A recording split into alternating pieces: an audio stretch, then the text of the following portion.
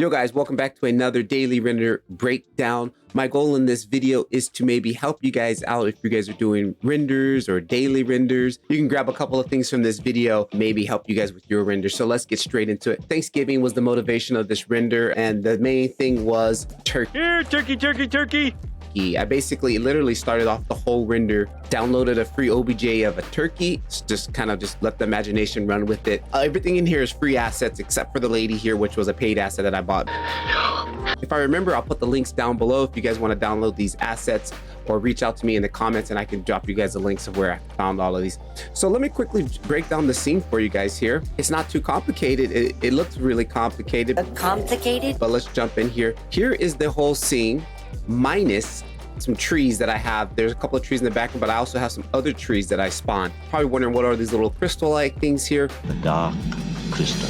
This is all the foliage. Now, I downloaded a free app called GScatter. I used the free version and downloaded a bunch of plants and stuff there from free. Absolutely fantastic, guys. If you guys are looking to scatter stuff really easy in a scene, take a look at GScatter, or I forgot the name of it. I'll have the link down in the description. I downloaded this a couple of days ago. I've been playing with it, and this was kind of like the first render that I actually really got to use it. So I was really happy. And all of these are the free assets that are available from there. You can do a paid version, but I just, I kept everything free here. I turned these all off here. So this is basically the scene here. I just have this plane, literally just has like a ground texture on it. Then I've got these rock assets, this 3D rock scans, which I got from Ian Hubert. I'm on his Patreon. So I used basically the same one, alt deleted it, rotated it around the scene. And then I did add a little bit of elevation to the scene here. You can see I lifted that up super easy by just jumping in the tab and then doing proportional editing, lift that up just to get a little bit of detail. And you can see the plane here is not very high dense because I knew that it was going to be covered with rocks and foliage, so I didn't need it too intense, right? These pillars here, I downloaded these pillars for free. Can't remember exactly what website, but I just searched OBJ free 3D pillars, and this is what I got here. Again, the same thing, just took that same pillar, alt deleted it around. Now the turkeys, turkey was interesting. I found a tutorial from Ducky 3D on basically taking rigid body objects, doing the simulation, and then basically freezing it so it locks it in place. I did a rigid body sim like 3 times and got different sized turkeys and got them all to kind of join to the center, and then froze them and then brought that into it as a separate asset. And that was like the turkeys here. Like you can literally see it's a bunch of turkeys or individually, but if I move one and see it snaps back because of the simulation, locked them all into position. So I thought that was a really great way just to generate some really cool clusters of something, is just to do it that way. I'll have the link down for a Ducky's lesson that I got that from. And then here, this tree stump here, again, was another 3D asset from Ian Hubert's Patreon. Now these trees here that I have in the background here, these big trees were another free asset that I found fantastic. It came with 3 different trees. They were free, again, OBJs. So I threw these here in the background just as to hide the sky, because I didn't want to download a sky and do all that.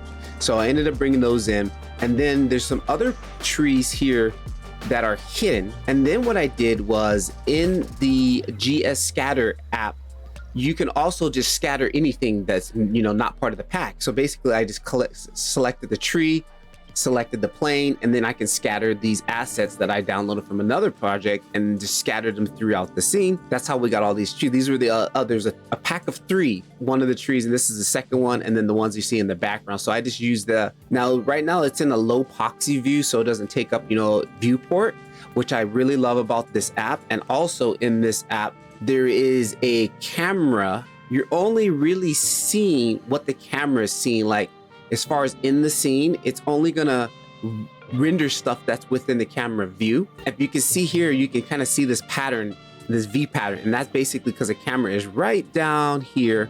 It's right there, and that's what the camera is seeing. So it's really, again, makes it easy on your system. You go to camera curling, and it basically would take out, instead of just spreading it all throughout the scene, it only keeps it isolated to where the camera sees.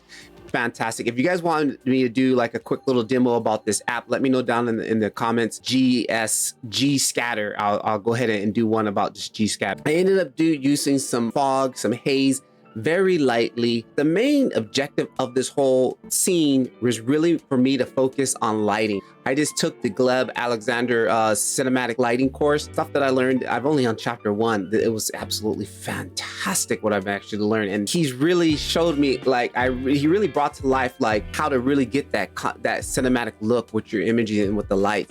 And a lot of it has to do with the lights. I'll give you a couple of tips. One tip is when you have your light sources, bring them closer to the object than you think. That really helps the fall off of the light. So basically let me see if I can crack open a scene here. I basically got these 3 guys standing here, right? And I've got one light in the scene here, which is my light right off to the side here. Here's my light, okay?